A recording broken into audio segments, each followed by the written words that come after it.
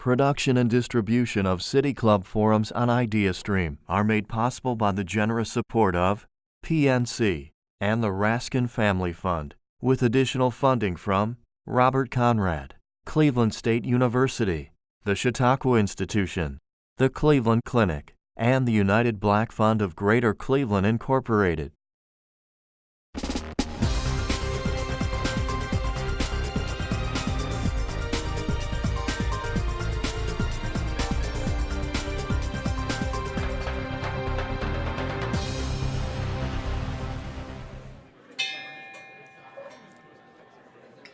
Good afternoon, and welcome to the City Club of Cleveland.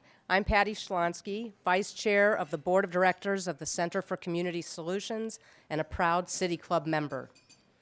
Today's forum is the Eugene H. Friedheim Lecture of the Center for Community Solutions. Eugene Friedheim was a prominent Cleveland attorney who, together with his wife Mina, was active in a number of Cleveland charitable organizations. He saw the Center for Community Solutions as having a key role as a planner and community convener. This lecture fund was established by his family and friends to extend his humanitarian influence into the future. We are delighted to have here with us today Mr. Friedheim's son, Don Friedheim, his daughter-in-law, Gerda Friedheim, and Mr. Friedheim's granddaughter, Julie Barjeski, as well as Center for Community Solutions CEO, John Corlett. We are grateful for the contributions made by the Friedheim family to Cleveland's future. We appreciate their support and partnership. Thank you.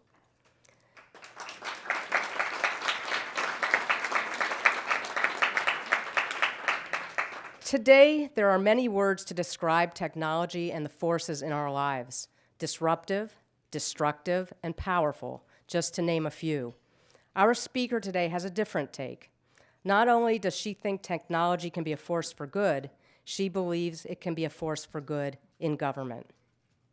Jennifer Pahlka is the founder and executive director of Code for America, a nonprofit and nonpartisan organization described by the Washington Post as, quote, the technology world's equivalent of the Peace Corps or Teach for America. Code for America, or CFA as it's commonly known, engages community organizers, developers, and designers to use technology to help governments better serve constituents. Since its inception in 2009, CFA has created programs that encourage collective action to help feed the hungry, reduce unnecessary incarceration, and redesign workforce training. Most recently, it is working to clear 54,000 marijuana convictions in Los Angeles, and we'll hear more about these efforts today. Ms. Pahlka created CFA in 2009 after running the Game Developers Conference, Game Developer Magazine, and the Independent Games Festival. She left briefly to serve as the U.S. Deputy Chief Technology Officer in the White House Office of Science and Technology Policy, where she was the architect of and helped found the United States Digital Service. She is the recipient of several awards, including the National Democratic Institute's Democracy Award, and has been named by Wired as one of the 25 people who has most shaped the past 25 years. She's a graduate of Yale University. Guiding today's conversation is Cleveland Public Library Executive Director and CEO Felton Thomas, Jr. For the last decade, he has positioned the library as a community deficit fighter and launched initiatives aimed at addressing community needs in the areas of technology, education, and economic development. Mr. Thomas earned his undergraduate degree in psychology from the University of Nevada, Las Vegas, and his master's in library science from the University of Hawaii. He is currently pursuing his PhD in managerial leadership in the information profession at Simmons College. Esteemed guests, members, and friends of the City Club of Cleveland, please join me in welcoming at the stage Jennifer Pahlka and Felton Thomas, Jr.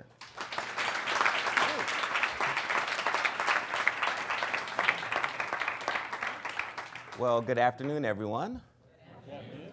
I understand we have the Fulbright Scholars in the house. Be a big round of applause for the Fulbright Scholars that are with us here.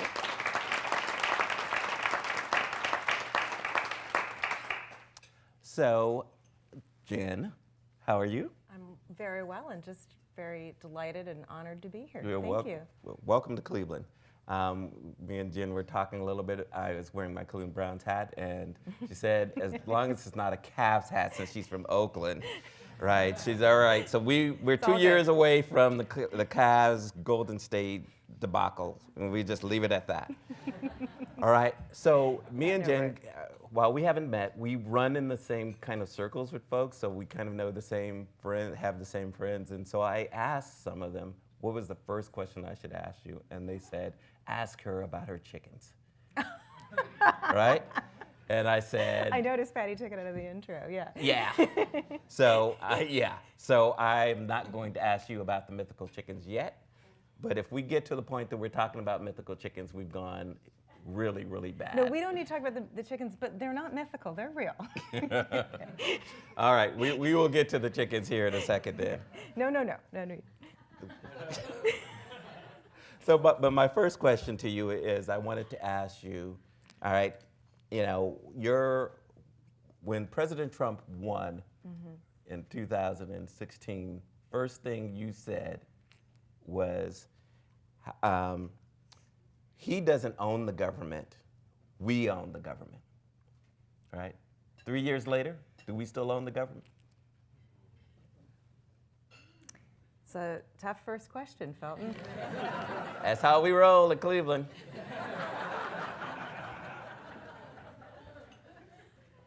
Well, we better act to continue to own our government. Yeah. Yeah, it's a hard time to talk about this, and I think it raises a lot of feelings for people, especially folks who've done public service. I wonder how many people here have served in government. Took your job seriously, didn't you? You were there to serve the public, and I think most public servants feel that way. That's why they go into the field, and it can be very difficult to see an institution that you care about. I think we all at Code for America care very much about it, and sort of serve as a voice, especially sort of in Silicon Valley, for how important this institution is.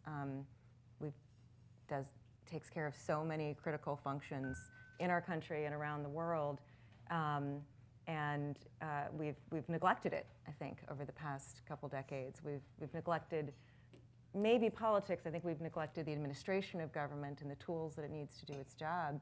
And partly as a result of that, we have this situation where people kind of want to tear it down. There's more support for folks who come into government explicitly to make it not work or not do the things that it's meant to do. And now we're at a time when we're seeing the consequences of that, both domestically and particularly this week, globally. So it's very hard to see that. But I try to remember that this is still today a democracy, and it is our jobs to get in there and make government work the way that it's supposed to work for people. So we still have state and local government who perform most of those functions that really matter to taking care of the other people in our society that we want to take care of. We still have so many wonderful public servants in our federal government. Who are fighting to make government work for people, and not just in that political context, but also just in the context of having left government behind for so long. So there's all these different things going on at once. Before President Trump came in, we were already saying there's so much we have to do to make government effective in a digital age, to be able to deliver food assistance to people, to be able to get people the information that they need, to have a healthcare system that works. Someone mentioned earlier immigration. How should it work? How do we know when our policies are working, and how can they be effective? That work didn't stop when President Trump came in, and yet there's this whole other layer of really questioning what government should do, and it's always been there, but it's particularly acute right now. So I feel very deeply and an empathy for public servants who are continuing to fight that fight in this era, and I hope that more people think about actually serving in government, even more so now that it's being so challenged. So you left Code for America for a year to go into government and work under President Obama and create the U.S. Digital Service. You know, now where are we as far as technology nationwide, considering that the work that they were doing has really been kind of stymied? Yeah, well, it hasn't been quite as stymied as people think, and I think that's some of the good news. First of all, yes, I was doing Code for America, and I was telling people, go do a year in government as your tour of duty, and I hadn't actually done it. So I felt like I really had to do that, and I had a specific thing that I went in to do, which was to borrow from what the folks in the UK had done. They'd created something called the Government Digital Service. And it said, look, we're not going to be able to serve people the way that we need to in today's era if we don't bring digital competence into government. So much is done through digital means. And not just the technology itself, but a way of thinking that is user-centered and iterative and data-driven. And we can do that here too. So that's really what the United States Digital Service is. It's about technology, but it's really about this different approach that uses technology to really focus on human beings' needs. We call those focusing on user needs over government needs. And that's what technology is good for, in my opinion. I don't really care about technology for technology's sake. But that survived the transition. The United States Digital Service is still going strong, and they're still doing a lot of really good things, believe it or not. They have a lot of support, particularly from Jared Kushner in the White House. And if you look at the trajectory, which is by no means complete, but the trajectory of the benefits that we provide to veterans, for instance, they've gotten better under Obama with the help of the USDS, and they continue to get better, believe it or not. That team is now really embedded in the Veterans Administration and making things like an online healthcare application for veterans that people can actually use. This is really big, and it's a big deal. And so I wouldn't, while it is a very difficult time, I wouldn't want to pretend that, that everything has gone south, because it's really an honor to the folks that stick around. There was a really wonderful tweet by a woman named Caitlin Devine, who worked for 18F, which is like a sister group to USDS and 18F, in federal government, when Trump was elected, and she said, believing that government that works is only valid, or something like this, under a president that you support is the height of cynicism in an already cynical world. And that's the kind of people who are there. They're saying, okay, so I might not agree with the person who is sitting in the Oval Office, but I really, really still want people to get, whether it's food benefits or a reasonable interaction with the criminal justice system, I still want those things to work. Yeah. So let's go back a little bit. Let's go back to 2008. Okay. Pre-chickens. And let's ask, you're coming up with this idea, yeah. Code for America. How did it start? Well, I would like to stress that we are also a nonpartisan organization, but it was in some ways inspired by Barack Obama's campaign for president. I had been working on an event called Web 2.0, which was, does anyone remember when Web 2.0 was the thing? It was on the cover of magazines and everything. It was and it was really just the notion that the next wave of the web after the .com crash was a participatory web, and it was about people. And we were doing these conferences or defining that. Flickr and Facebook and Google were actually quite new then, and we were trying to talk about what that meant for society. And I got really inspired by the notion that the best application of those ideas was in government, right? That's where we really need people power. We really need these principles and values of Web 2.0 to work, and then you could see it in, at least in part, in the way that President Obama ran his first campaign. Blue State Digital was this sort of decentralized platform. So the digital was such a huge part of it. We said, well, if Web 2.0 can help this guy get elected, can it also help him govern better? Can it help government sort of live up to the promise? And that's sort of what inspired me to think about Code for America. All right. So, 10 years later, what are you most proud of? That is such a good question. And there's a lot. I mean, you have a lot to unpack there, so we'll let you unpack for a little bit. I think I'm most proud that there are thousands of people around the country who believe in this vision. We are here in Cleveland this weekend because several hundred of them who are part of Code for America Brigades, which are these volunteer groups based in about 85 cities, including Cleveland, are coming together to talk about how they do their work, to talk about how to make the people power part of the Code for America vision even more powerful. And the fact that they do this in their own cities, and all we've sort of done is give them, a little bit of framework and a little bit of support and hopefully a little bit of inspiration, and they're taking the idea that government really has to work for people and by people. They're the people who are making it work, and saying, I'm gonna self-organize, I'm gonna get people in my community rallied around this idea, all on their own. I think that's just amazing, and I'm just proud of all the effort that they put in. So let's talk about some examples. I love the fire hydrant example. Yeah. You want to expand on that? So the first year of Code for America, we ran a fellowship program. Now we have a lot of our programs aren't run as a sort of one-year project anymore, but this was a take a year off and come work with local government. We had a team in Boston. It was one of our first very brave partners who said, sure, we'll bring your techies with track jackets in. And they were actually working on a project that didn't really work out. They had a bunch of projects that did work out, but they were supposed to be working on education data. And as we sort of found out, it can be very hard to get data out of government. Yeah. And if you have a ticking clock, imagine that. and you have your team's only there for 11 months, they can kind of wait you out. But so while they were waiting for the education data to show up, they did a whole bunch of other projects, and one of them had to do with the fact that it was a very snowy year. Now most of this team was from California, and they didn't know how to even they didn't have their warm coats. They didn't know how to survive a Boston winter, and this was like snowmageddon in Boston. And one of the things they observed is that the fire hydrants would get covered with snow. And they learned from the fire department, these fellows that were sort of embedded in city government, learning about city government, that the city did not dig them out, but if there was a fire, and that there's an extra 20 minutes to dig this thing out, it's really a hazard.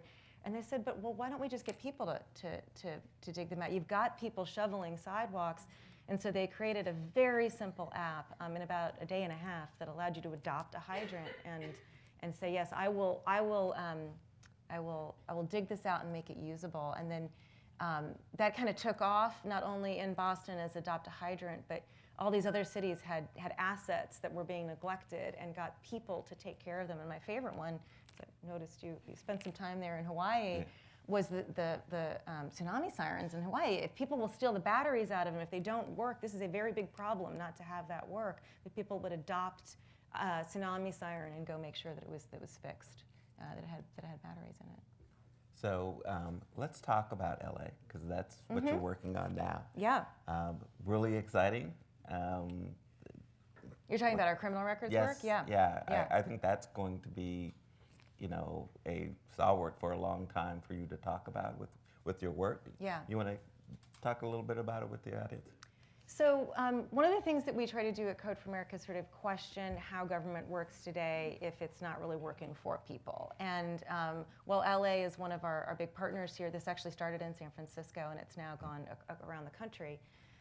But one of the things that really, really doesn't work for people is how you clear your criminal records. So if you've served your time, you still have this mark on your record. If you have a felony, it can be really hard to get a job, to get public housing, student loans. There are just thousands of things that keep you sort of can keep you in a cycle of poverty and incarceration because you can't get access to the things you need to live a productive and prosperous life. And we have all of these remedies around the country now, particularly in California, we have several that say these very low-level felonies that were nonviolent should actually just come off of your record entirely so that you pass a basic background check.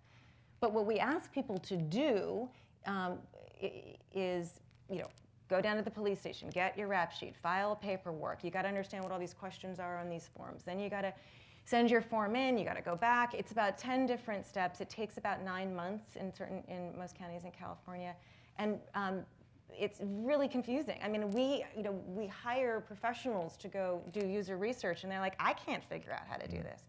So in California, there are several 100,000 people who were eligible for full records clearance under Prop 47 and then Prop 64, and I won't get into what both of those are. The 64 is legalization of marijuana, who, despite the law passing, saying that they shouldn't have a criminal record and they should pass a background check, almost none of these folks had gotten through the process. We think it's probably under 3%. So one of the things that we did to start was say, well, let's put that form online. Let's make the questions easy to answer. Let's help them get their rap sheet. There's all these things that you can do to make it easier. But ultimately, we knew that that was not the answer. You're still only going to get, 10,000 people is, I think, what we got through in two and a half years through a process that is not necessary. The process doesn't need to happen. The law says the thing is off your record. Just take it off your record. And we finally found DA George Gascon in San Francisco, who was willing to pilot automatic records clearance. Now, what he meant by automatic, though, was that he would hire all of these paralegals. They would stay late, and they would file the paperwork for you. But the paperwork was still being generated. Someone was still manually scanning rap sheets to see if the codes on them correlated with codes that were able to be expunged per the law. And that still was going to take a really, really long time. It was easier on people. And we said, well, look, there's data in a database at the Department of Justice. Can you give us access on it? We wrote a very simple algorithm that matches these codes to the law. And starting with San Francisco, we ran an analysis of their records, and there were 8,132 people for whom we could just automatically clear their records. Then DA Lacey in LA, so let's do it there too. So that was several 100,000. So we're at about 200,000 just in California. Amazing DA in in Cook County, Kim Fox. She's doing it before the law has even passed. This is another decriminalization of marijuana. She's like, the day that marijuana is no longer illegal, everybody who has a marijuana conviction on their record should already be able to pass a background check. So you see this sort of, fight now to do it faster and faster and to really help people out. But the thing I love most about that, there's two things that I really love about that. One is it's not about making government that we have today digital, because it just wasn't going to be any better. It's about challenging how government works. And the second thing is that those policies were so disproportionately burdensome on Black and brown people in our country, and so rolling them back has a disproportionate positive effect on communities that really deserve much more of a break than that. Yeah. But that's a little bit that we can do. So I think that one of my favorite quotes is that the future's already here. Yep. It's just unevenly distributed. Yep. And so, with what Code for America is done, that's a classic example. What are other things that you're looking to kind of make sure that there's a fairness within how technology can work? Well, there's a ton more in the criminal justice system, and I think that's probably one of our richest areas to work in. There's so many ways, and one of the lines that our criminal justice team uses is, and I know we're on the radio, so I will change the word. No one should be in jail for, the word that we use is BS, right? So, but there's a bunch of people. The president says it all the time now, so it's okay. I have a different standard. And so there's a bunch of reasons that people end up in jail in this country that really aren't criminal at all. They have to do with racist policies, but they also have to do with an administration of a system that's just really gummed up. So people who get a bench warrant for your arrest because you couldn't go stand in line all day at the courthouse and pay a ticket, and you end up in jail. Paying a ticket's not really criminal. We don't really mean for people to be in jail for that, but our system is so clunky that people end up. So there's a rich body of work that we have really only scratched the surface of in criminal justice. But the provision of benefits, so as much as the criminal justice system needs to stop dragging people down into, into sort of a persistent underclass, it really is actively doing that. We also need a safety net that bounces people back up. And a lot of our work right now at Code for America is on Medicaid and SNAP benefits, where, California, very progressive state, and yet, when we started working, we were the second lowest state in the country in terms of participation rate in SNAP. So about 40% of people who were eligible and applied weren't actually getting SNAP benefits. That's not a safety net that works. So we have one of our most mature projects now serves the entire state of California. It's created an online app that allows you to apply for food stamps in about 7 minutes using a mobile phone. We support you by text message. We are the official partner of the state of California now, and this is in contrast to what was before, which was an online, in air quotes, application that didn't work on a mobile phone and took about an hour to get through, a little less than an hour. And I don't know how the computers in the Cleveland Public Libraries work, but in California, those computers will time out after 30 minutes. And so if you go to the library to fill out a SNAP application, and you get 30 minutes through an application that takes 45 minutes and it closes out while you're working on it, the application also doesn't let you save your work. You basically can't get through the application. So, these are ridiculous reasons not to give somebody food benefits when they need them. Our policy is if you're eligible, you'll get food benefits, but the policy really wasn't being implemented because we're bad at digital and we need to get better at it. So in talking around that, and the technologists, and we have a lot of young folks, and a couple of months ago we had the City Clubs hosted Dr. Bettina Love, and she's the author of We Want to Do More Than Survive. So her premise is that you have the teaching community, which is overwhelmingly white, and that it's not going to change overnight. And so that the folks who are teachers have to decide that they're going to be co-conspirators in the lives of the kids that they are helping, instead of being just allies on that. Right? So the tech world has its own issues around diversity and all of that, and there seems to be a bigger divide in what's happening between tech and what the community is able to get. What do you see the tech world doing around that? Well, the tech world is in a bit of its own reckoning, I think, around that largely.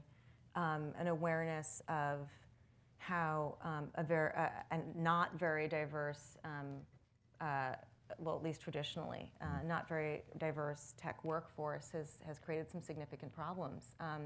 And it's not just that tech, of course, has been a great creator of wealth, and that's a real problem.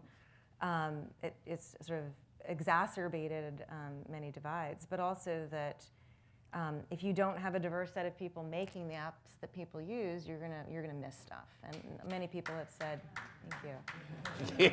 Yeah.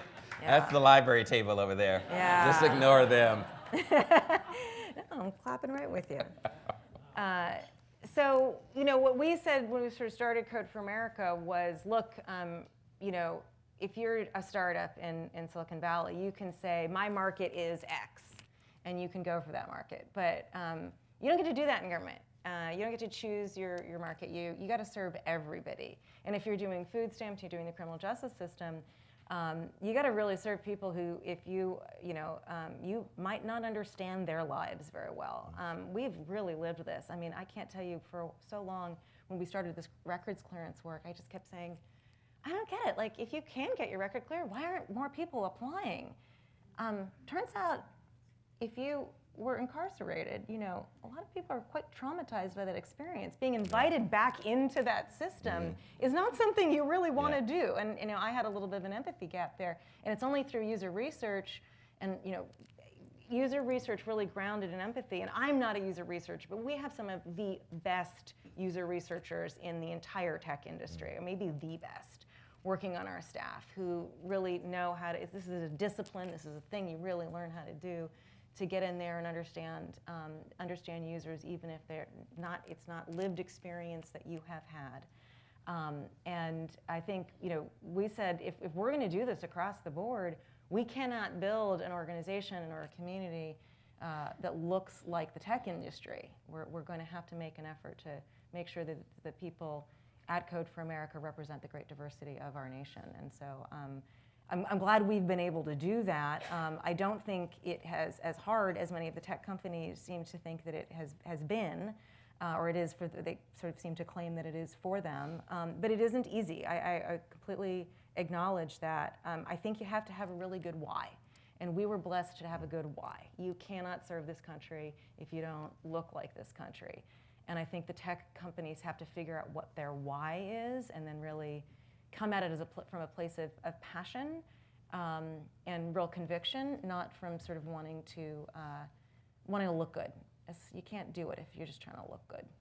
So taking that a little bit further, I'm throwing out all the City Club references here.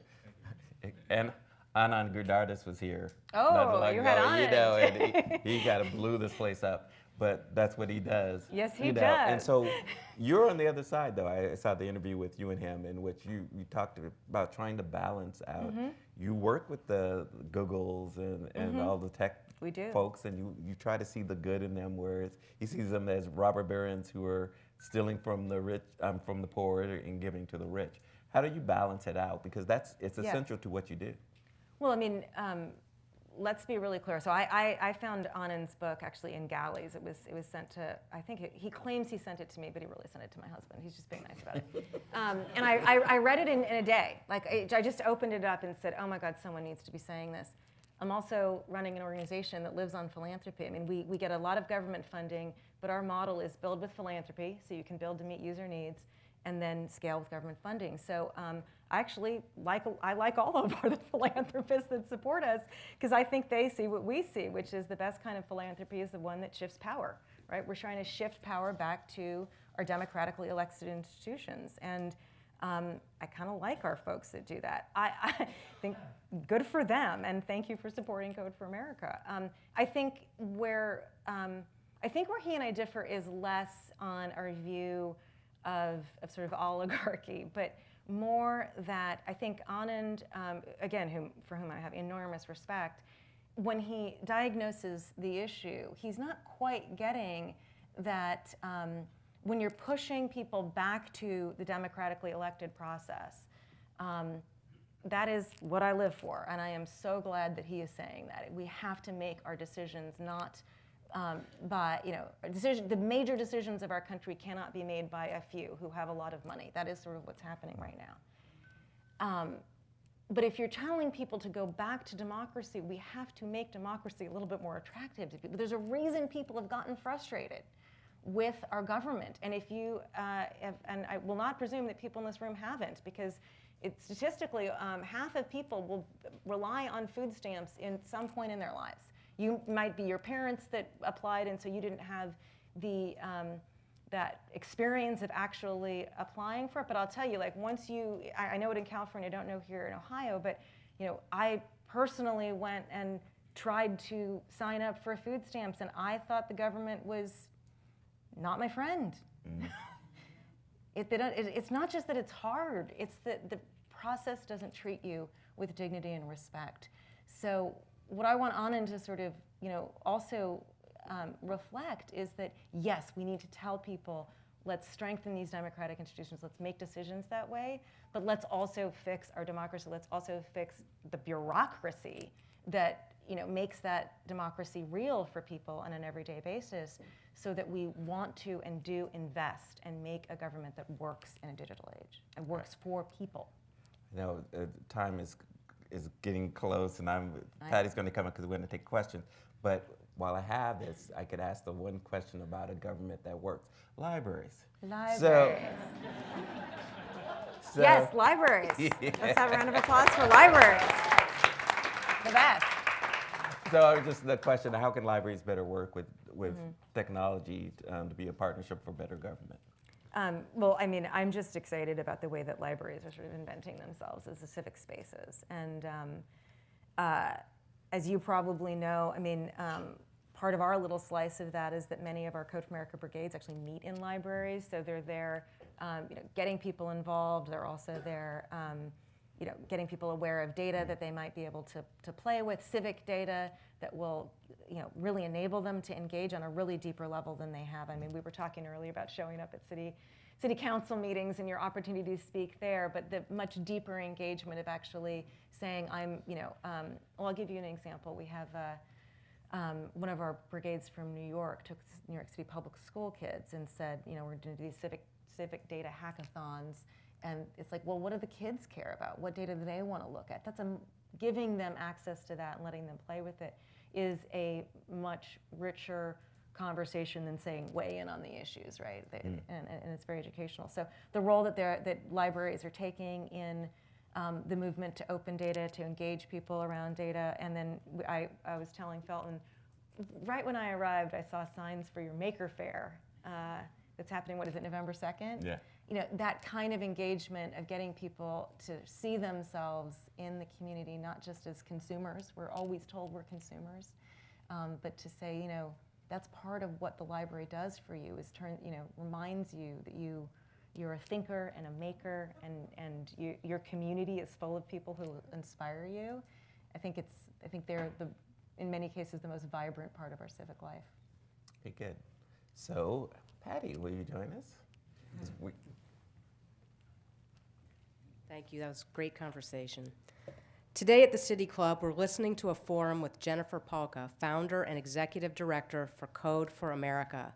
She's in conversation with Cleveland Public Library executive director and CEO, Felton Thomas Jr.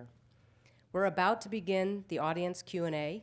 We welcome questions from everyone, City Club members, guests, students, or those of you joining us via our radio broadcast or live stream.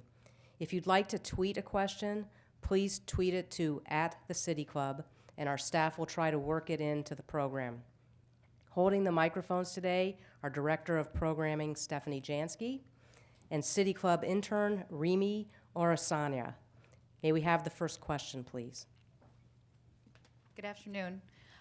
Thank you so much for being here. So my question has to do with how the work that you're doing in Code for America dovetails with data journalism. Mm-hmm. We've had some really great examples here in Cleveland over the last few years where we had journalists looking into lead problems, mm-hmm. and maybe it took them 3 or 4 years. They struggled with unlocking the data, getting the data. They mm-hmm. worked with our Open Cleveland Brigade to get some of that data, and it's resulted in tremendous policy, decision-making changes, and some implementation that's getting underway. I'd love to know what else is going on in terms of data journalism and the work that Code for America does. Well, yeah, data journalism is so important, and I believe, is Will Scorer here? Yeah, Will's back there. There, excellent. Yes, thank you. So some of the people involved with that are here. I would say they're kind of sister groups. I mean, a significant number of the Code for America brigades engage in opening data or analyzing data along with data journalists because that is they happen to have some technical expertise often that the newsrooms didn't traditionally have. They have that technical expertise now in much greater amounts as time goes on, which is important, very important to the health of our democracy. But what we have the sort of data journalism branch of this movement, and then we have the sort of service delivery branch. So when we're talking about clearing criminal records, there's a huge data component. When you're talking about helping people get food stamps, there's also a huge data component. But there, in those latter two examples, it's not open data. We're not sharing the information about food stamps with the public. But we're using it to design better services that work for people. So they're really two different branches on the same tree. Bless you. Hi, thank you for being here today. As a young nonprofit professional with interest in including data into my work and more into my field, but no real tech skills, where do I get started with incorporating this in for my professional future? Thank you. Well, I think you should talk to Will, who's right there. You don't need to have tech skills to help make government work better. And that's one of the biggest myths that we should bust. And I see Will nodding vigorously in the back. We just ran something called the National Day of Civic Hacking, which was amazing. And I went to Open Oakland. I live in Oakland, California. And I met so many people who said, oh, this is my first time here. I didn't want to come because it's called Code for America and I don't code. And I'm like, I don't either. I coded about 2 pages of HTML in the 90s and kind of moved on. So you don't need to have tech skills. All you need to do is find a community and have a passion for making your community better, and just come to Open Cleveland and dive right in. If I can just add on that, I think one thing that I found as I talk to especially librarians around data is that they don't understand that data is just a place to take you to make decisions. Yeah. So all you're trying to do is make better decisions, and the data can help you, but it's not the end all. Yeah. Welcome to Cleveland. Thank you both for your public service. You know, some have said that this political moment we're experiencing is in part an expression of the tensions of globalization and of automation. You can look to Youngstown or even to our own parking meters here in Cleveland to feel that automation hypertension, if you will. The question for you is something like universal basic income a necessity in order to catalyze automation and the digital revolution that we're experiencing? It's an excellent question. I think I get at it a little bit from a different place, which is we need a safety net that works. One of the projects that's on our horizon where we're sort of taking the model, the very successful model of streamlining and providing feedback loops to administrators in the food assistance world, in SNAP and Medicaid. We're taking that into a program called EITC, Earned Income Tax Credit. People know what that is? You know, if you expanded EITC, you'd have something pretty close to universal basic income. But as Patty said in the beginning, we think in sort of disruptive terms. We think of something like UBI as being a disruptive option. I'm fine with that. I'm also fine with taking the options we have today and making them work. And if we try to implement something like universal basic income with the government that we have today, we're probably going to replicate the same problems that our other safety net programs experience. So I care less about what the actual policy is, I guess, within some boundaries. I'd like the policy to be fair. I'd like the policy to create a robust safety net, because automation means more and more that we need one. I'd like it to be administered effectively. I'd like it to, and part of what effective means is that we actually understand if it's working. And we understand that in an ongoing basis, not like we're going to try it for 10 years and then we're going to analyze it. And digital tools and real-time data give us the ability to do that now. So I'm really interested in this idea of sort of iterative policymaking. Fortunately, some of the first experiments, I think probably folks have seen in the news over the past couple of weeks, maybe a month or so, that the experiment with universal basic income in Stockton is returned some results, which is great. So we can learn from that. It's not going to tell us everything. It wasn't at scale, and people knew, didn't have it for a longer time. So I'm really happy about that. But I don't think it necessarily needs to end in that particular policy. I think it needs to end in a re-envisioning of the safety net for the 21st century, one that's delivered in a way that we actually get information about as it's being implemented, and that can be administered much more cheaply than we do things today, much more effectively, and most importantly, we've got to administer benefits to people in a way that shows dignity and respect to them. Hello. In order to have an active democracy, people need accurate information in order to make decisions on who is going to represent them. Yeah. And many times in our digital age, that information comes from social media, YouTube, or other digital media outlets. Do you feel that those companies have a responsibility to police the information on their platforms? And how do they balance that with free speech? Wow, that is a very, very difficult question. Felton, you should answer that.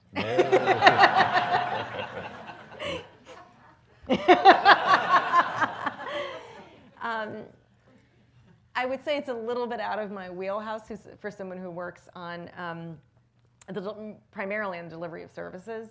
But if you're asking for my personal opinion, I would say yes, they do have a responsibility. I think it's very complicated, how to do it. I think, most importantly, though, one of the ways that I think about that problem is that I believe that whether they have a moral or ethical responsibility or not, we, as the American public, need to tell our government to be digitally competent enough to hold them to that. And we don't have a government right now that knows how technology works well enough to effectively regulate them. So I would really like us to acknowledge as a country that for us to effectively govern in the 21st century, we need to understand how technology and these very complex, it's not just technology, right? It's these very complex ecosystem of data that moves from one place to another, all over the place. And yeah, it's complicated. Too bad. Like we've got to get good at that. I don't want government to regulate in ways that is uninformed by how these systems actually work, because then what will happen is the one law that is always in effect will be very devastating, and that is the law of unintended consequences.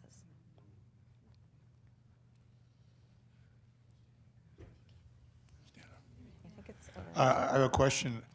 Do other democracies do a better job with these major projects than we do? For instance, Canada or Great Britain. Can we learn from other democracies? Because we're not doing a very good job. That's a great question.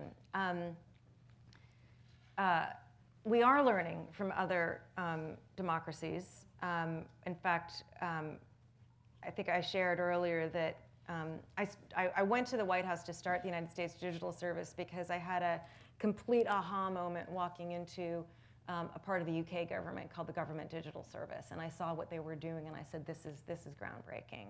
And that's modeled after, USDS is modeled after that.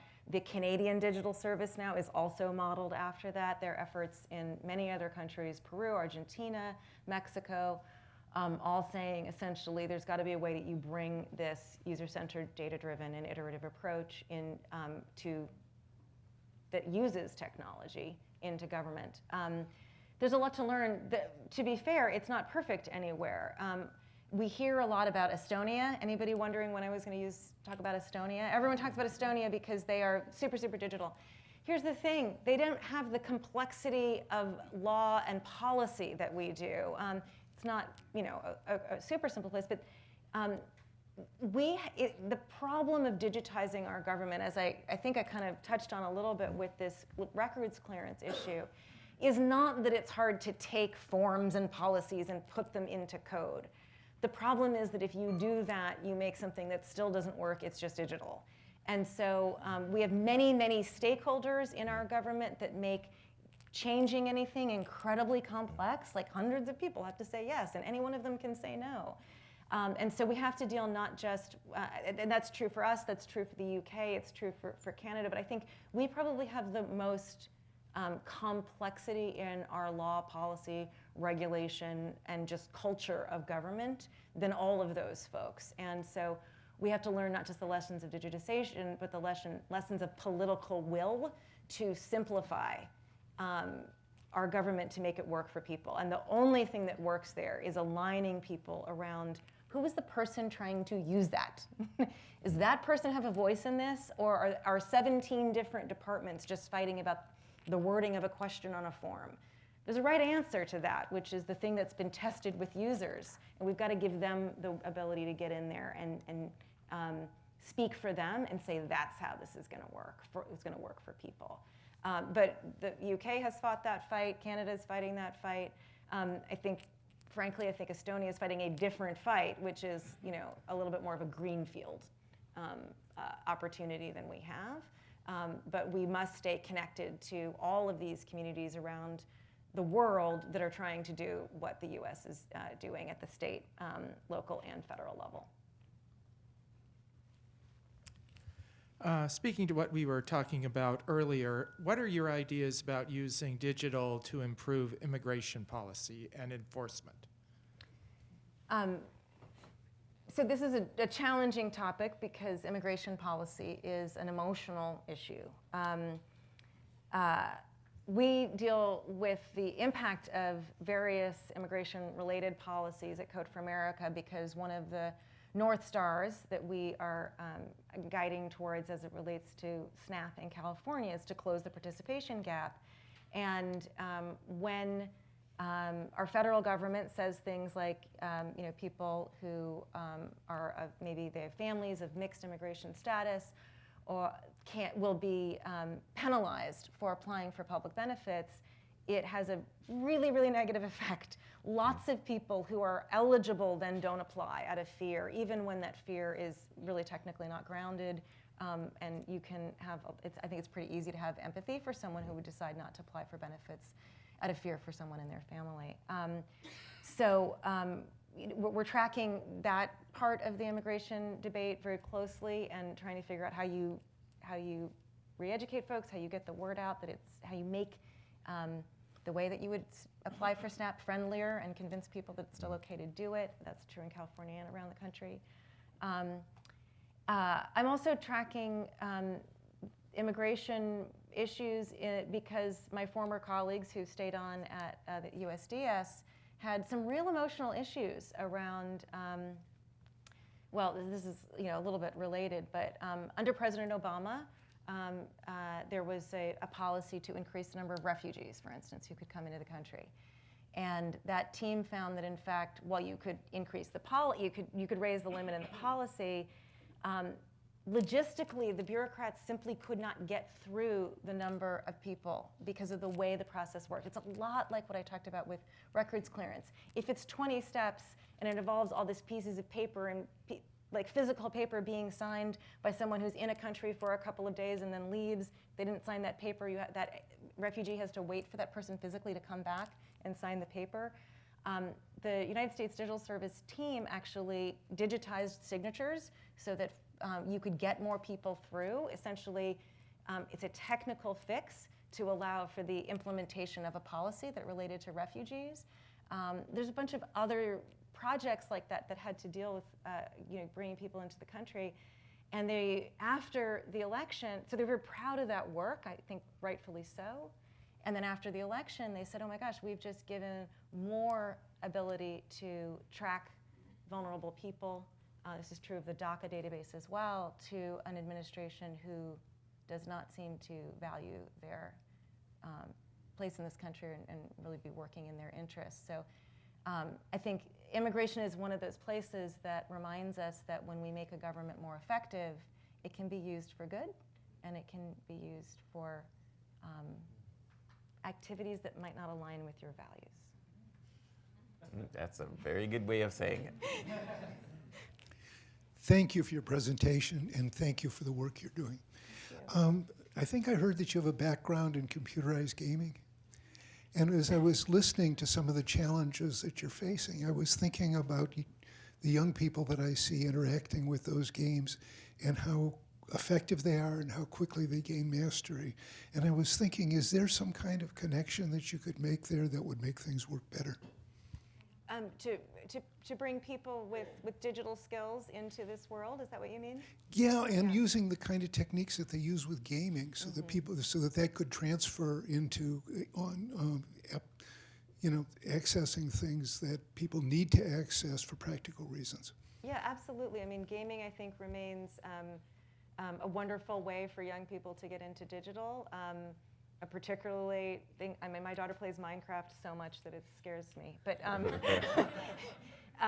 and she does not want to be a programmer. Her dad's a programmer, and so she says that's off the table. But I think gaming is a great way to get kids interested and to sort of see what's possible. I think that's the biggest thing, is once you sort of see what's possible, then we're in a position to say, not only can you make an amazing world that people can enjoy, but you can also make your amazing world better. Yeah. And that's the trick, is to sort of shift their focus. Yeah. One of the things I was really interested in was in the Adopt a Hydrant, was that it was like the app was like a game, and so if you didn't do what you were supposed to do, somebody could knock you off and take your hydrant, right? Yeah. So I mean, but that's kind of how people look at it now. Yeah. It's really interesting. We had a number of other sort of game-like things early on in Code for America that were really about reminding people that the world around you, especially cityscapes, they change, and they can change because you change them, right? So really successful project called Street Mix that allowed people to just say, the street near my house has lanes for cars. Maybe it could also have lanes for bikes and buses, and it could have trees, and you could just mock it up essentially and send it on to city council. It's kind of a game, but kind of a way to remind you that you can influence the built environment around you, and there's a way to do that. And some of it's digital, and some of it's political, and some of it's bureaucratic.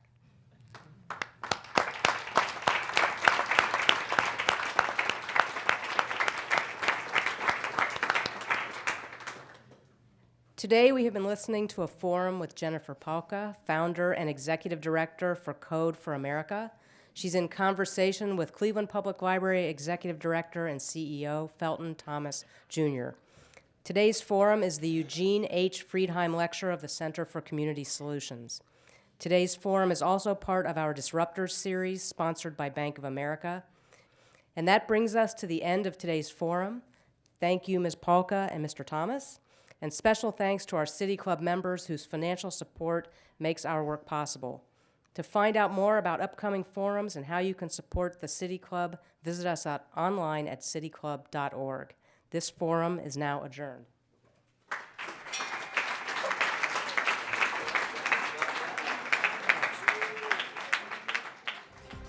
For information on upcoming speakers or for podcasts of the City Club, go to cityclub.org.